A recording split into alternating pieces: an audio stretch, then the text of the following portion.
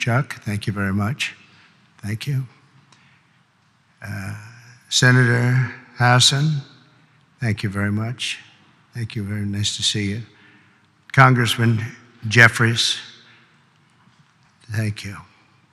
And many other very distinguished leaders in the room. It's a great group of people. If we could ever come together, it would be unbelievable. It may not happen, but it should, and maybe it will. From the earliest days of our republic, faith in God has always been the ultimate source of the strength that beats in the hearts of our nation. We have to bring religion back. We have to bring it back much stronger. It's one of the biggest problems that we've had over the last fairly long period of time. We have to bring it back. Thomas Jefferson himself once attended Sunday services held in the old House chamber on the very ground where I stand today.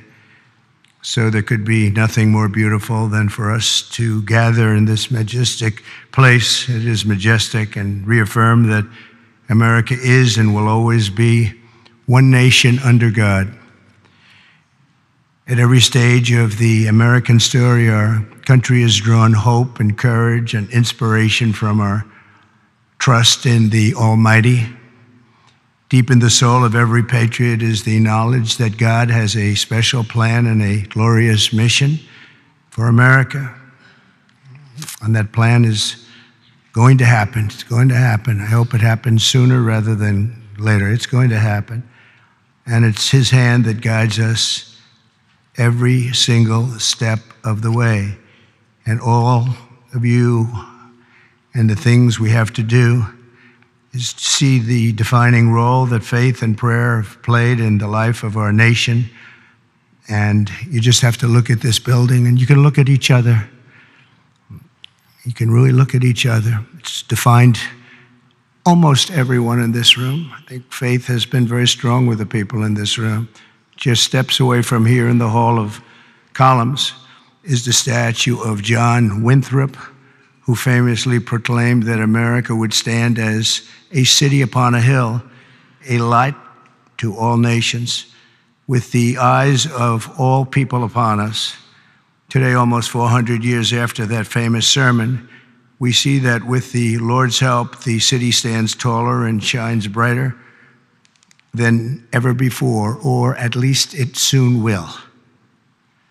In that same hall, we also find the statue of the great Roger Williams, who founded the state of Rhode Island, named its capital city Providence, and built the first Baptist church in America. It's Williams that we have to thank for making religious liberty part of the bedrock of American life. And today we must protect the fundamental freedom with absolute devotion. We must stand strong, just like generations of Americans have done on the battlefields all around the world. Feet away from the magnificent rotunda, another statue watches over visitors to the Capitol. George Washington, the founder of our country, often called for Americans to join together in prayer, very often. And more than 2 centuries later, this morning, we heed President Washington's wisdom and follow in his mighty footsteps. He was a strong man and of great religious strength. The stories of legends like Washington, Winthrop, and Williams remind us that without faith in God, there would be no American story. Every citizen should be proud of this exceptional heritage. We have an unbelievable heritage, and we have to use that and make life better for everyone. That's why as we approach the 25th times 10 anniversary, think of that, 250 years we'll be celebrating next year of our country's founding. I have signed an executive order to resume the process of creating a new national park full of statues of the greatest Americans who ever lived. We're going to be honoring our heroes, honoring the greatest people from our country. We're not going to be tearing down, we're going to be building up. It would be called the National Garden of American Heroes. Some of you will be on that soon-to-be hallowed ground. Some of you, let's see, I can pick a few of you right now by looking. Because there's a couple of you right now I can see. Let's see. It's the president's sole opinion. And I've given myself a 25-year period. And then somebody else. By that time, it'll be very, very built up. No, it will be something very special. And I hope that Congress will fully fund this wonderfully unifying project at the first possible opportunity. It's not going to be a lot of money. It's going to be very important, however, so that more of our people can be inspired by the faith and courage of patriots like those who we honor in these halls.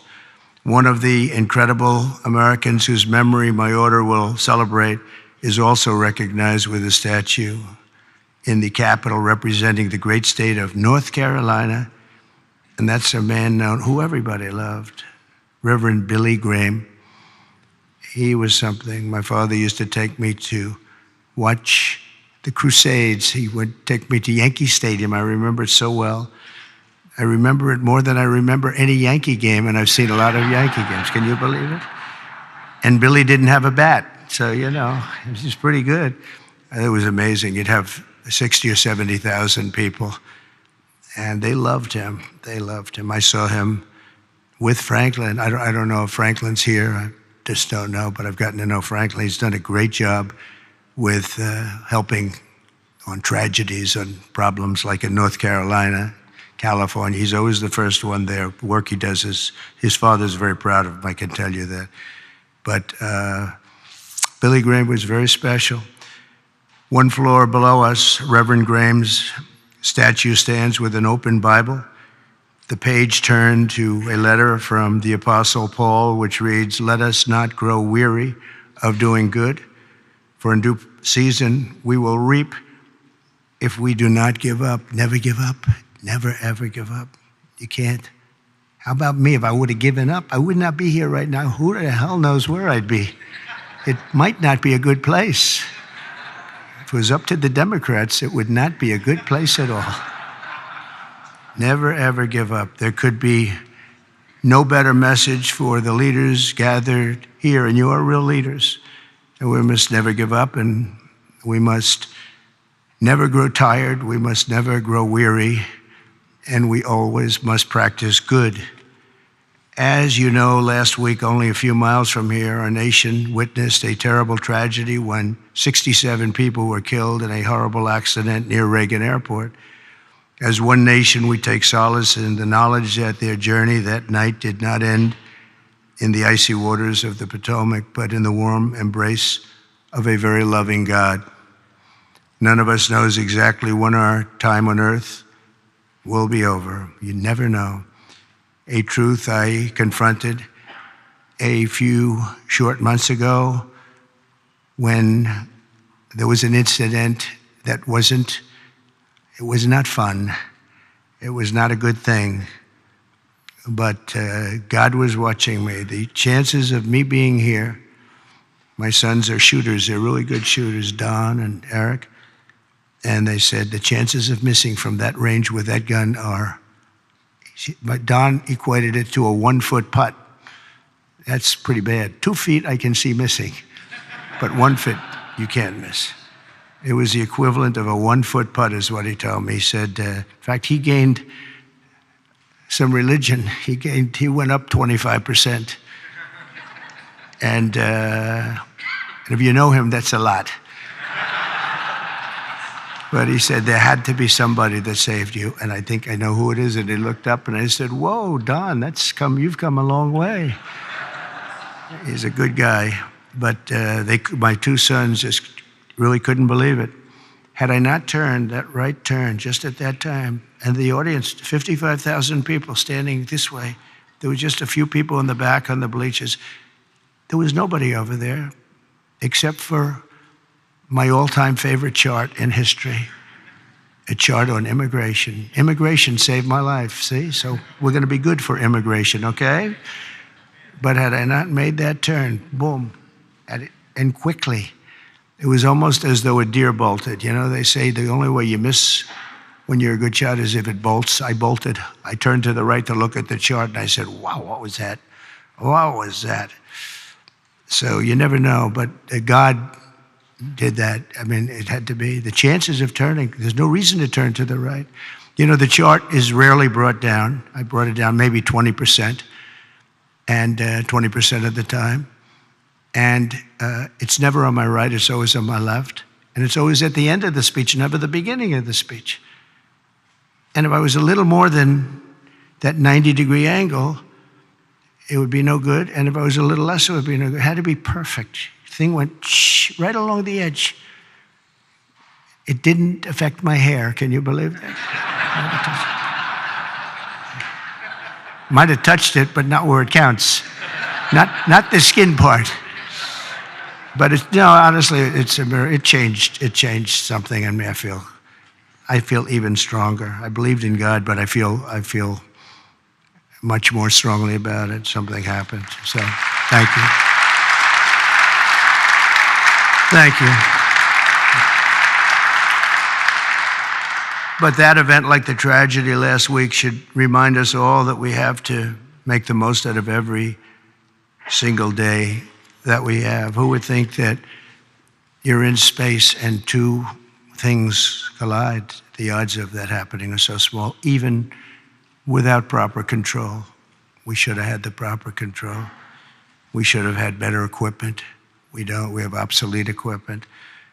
They were understaffed for whatever reason.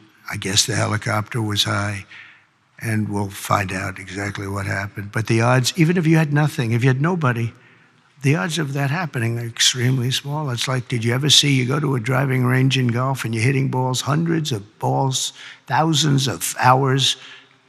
I never see a ball hit another ball. Balls going up all over the place. You never see them hit. It was amazing that could happen. There was a lot of mistakes made, and it should have never happened. But regardless of that, it's amazing that it happened. And I think that's going to be used for good. I think what is going to happen is we're all going to sit down and do a great computerized system for our control towers, brand new, not pieced together, obsolete like it is land-based, trying to hook up a land-based system to a satellite system. And the first thing that some experts told me when this happened is, you can't hook up land to satellites and you can't hook up satellites to land. It doesn't work. We spent billions and billions of dollars trying to renovate an old broken system instead of just saying, cut it loose, and let's spend less money and build a great system done by 2 or 3 companies, very good companies, specialists, that's all it is. They used 39 companies. That means that 39 different hookups have to happen. And I don't know how many people of you are good in terms of all of the kind of things necessary for that, and it's very complex stuff. But when you have 39 different companies working on hooking up, different cities had different people, you need one company with one set of equipment. And there are some countries that have unbelievable air controller systems, and bells would have gone off when that helicopter literally even hit the same height, because it traveled a long distance before it hit. It was just wouldn't stop. It was, follow the line. But bells and whistles would have gone off. They have them where it actually could virtually turn the thing around. It would have just never happened if we had the right equipment. And one of the things that's going to be, I'm going to be speaking to John and to Mike and to Chuck and to everybody. We have to get together and just, as a single bill, just pass where we get the best control system. When I land in my plane, privately, I use a system from another country because my captain tells me, I'm landing in New York and I'm using a system. I won't tell you what country, but I use a system from another country because the captain says this thing is so bad, it's so obsolete, and we can't have that. So we're going to have the best system. And a lot of money, but it's not that much money. And it'll happen fast, and it'll be done by total professionals. And when it's done, you're not going to have accidents. It's just not, they're virtually not possible to have. Each of us is blessed with a precious chance to help lead America to renew our pledges of faith and everything else, and bring us to new heights and create a future of promise for our people and for ourselves. You know, we have the most important people in the country in a true sense here, because you're the ones that are going to make the decision.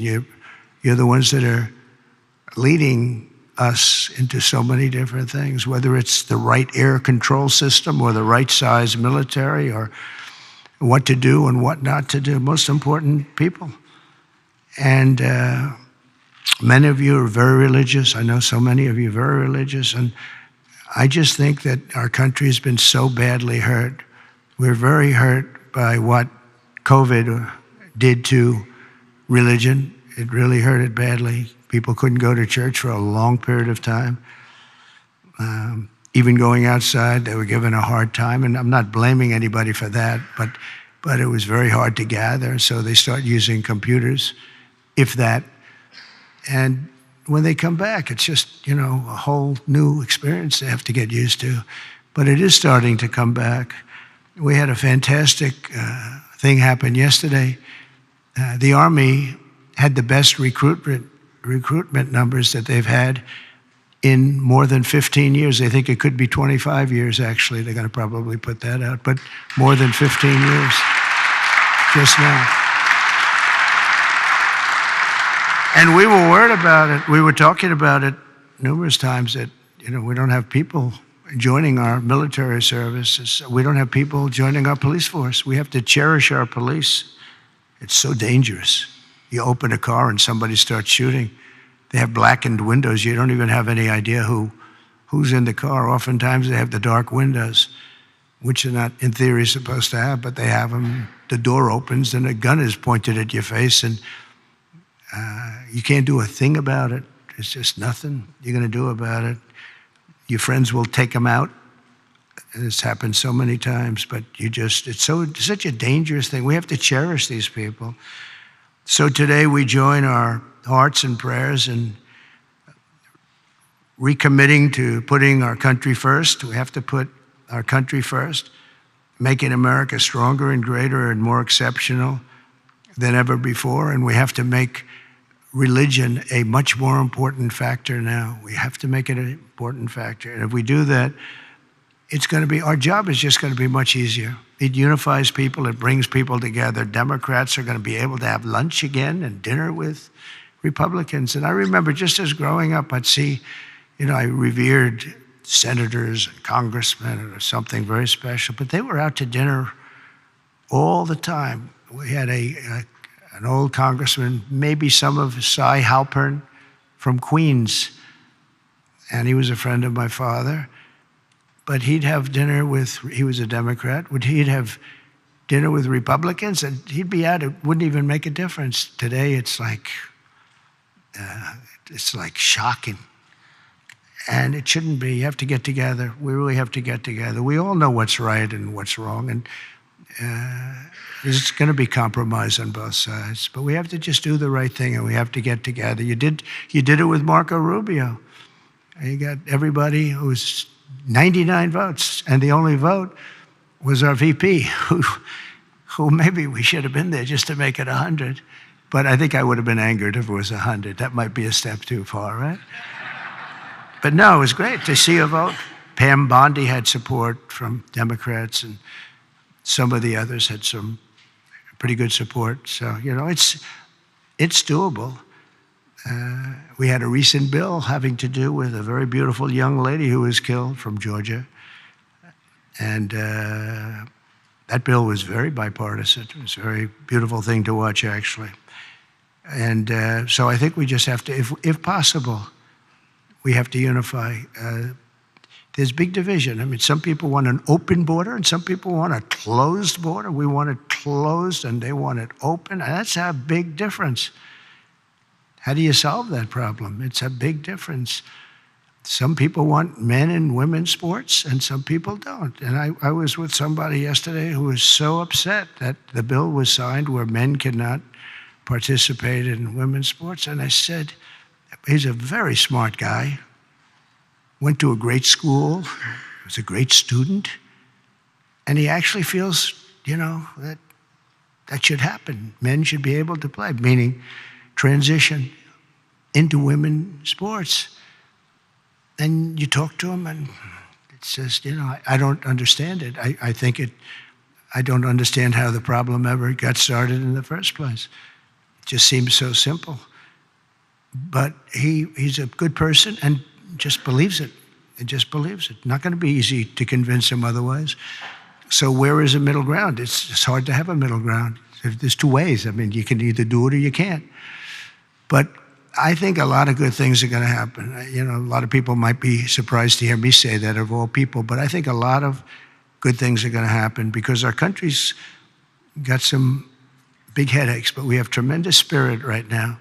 The spirit is as high as it's been. It was up 49 points this morning. 49 points. It's the biggest increase in the history of whatever the poll was. So the spirit is there. That's a big factor. That's probably the hardest thing to get back, to be honest. The rest is easy. So I want to just thank you all. I want to congratulate a lot of the new members. I see so many of you that ran great races, David. That was a great race. But so many that ran great races, and on both sides. You ran some incredible races, so it's good to be with you. And God bless everybody. We want to come together, and the happiest, the person, the element, the everything that's going to be happy. People of religion are going to be happy again. And I really believe you can't be happy without religion, without that belief. I really believe it. I just don't see how you can be. So let's bring religion back. Let's bring God back into our lives. Thank you all very much. Thank you very much. Great honor. Thank you.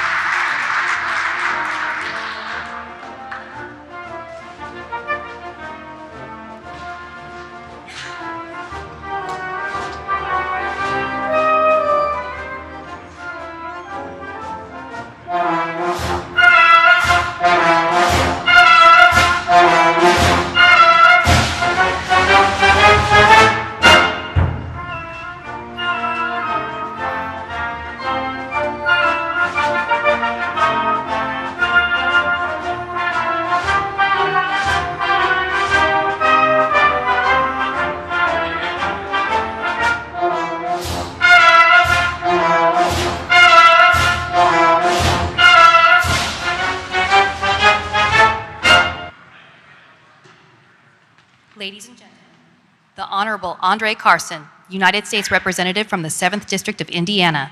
The Honorable Raja Krishnamurthy, United States Representative from the 8th District of Illinois.